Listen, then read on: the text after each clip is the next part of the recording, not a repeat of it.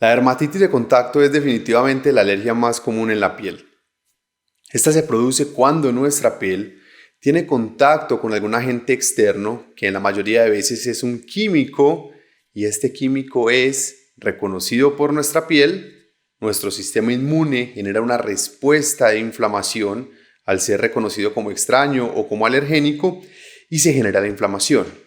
Tenemos que tener en cuenta que nos podemos enfrentar ante dos diferentes situaciones de dermatitis de contacto y clásicamente se ha dividido en dos partes diferentes. La primera es una dermatitis de contacto que se llama dermatitis de contacto irritativa.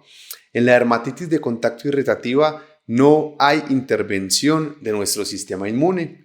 Simplemente lo que sucede es que esa propia sustancia o ese mismo químico que está teniendo contacto con la piel va a generar irritación.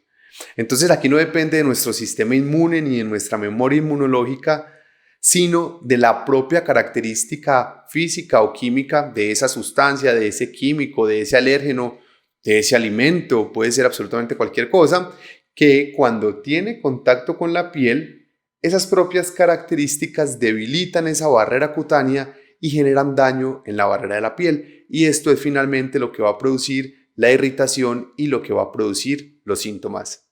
Sin embargo, tenemos por el otro lado la dermatitis de contacto alérgica. En la dermatitis de contacto alérgica sí que interfiere nuestro sistema inmune. Cuando tenemos contacto en nuestra piel con ese químico, con esa sustancia, con ese alimento, etc., nuestro sistema inmune reconoce ese alérgeno y genera una fase inflamatoria, que es finalmente la que va a generar los síntomas. Acá tenemos entonces como diferencia que podemos tener en cuenta es que generalmente y clásicamente las dermatitis de contacto se producen por un mecanismo de hipersensibilidad que se denomina mecanismo de hipersensibilidad de tipo 4 o retardado, en el cual ese sistema inmune va a tardar cierto tiempo para generar esa inflamación. Entonces, clásicamente el sistema inmune, una vez se activa, puede tardar hasta 24, 48 horas, incluso hasta 7 días para generar esa inflamación en la piel.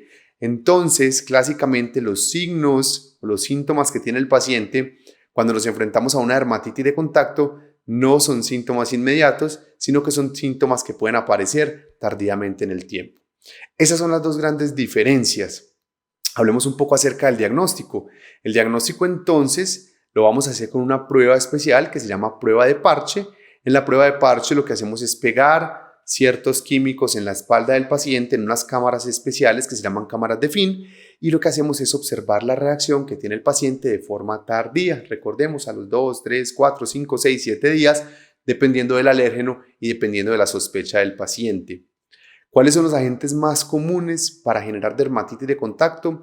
Definitivamente el níquel es uno de los agentes más comunes y más prevalentes a nivel mundial.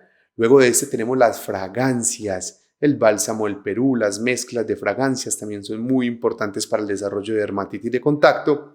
Y finalmente tenemos los conservantes. Metil-isoclorotiazolinona y metil-isotiazolinona son uno de los conservantes más implicados en el desarrollo de dermatitis de contacto. El tratamiento se basa entonces en el reconocimiento de cuál es ese alérgeno que está generando los síntomas, la evitación y la recuperación de la barrera de la piel por medio de emolientes o en algunos casos por medio de antiinflamatorios. Y recuerda, no más alergias.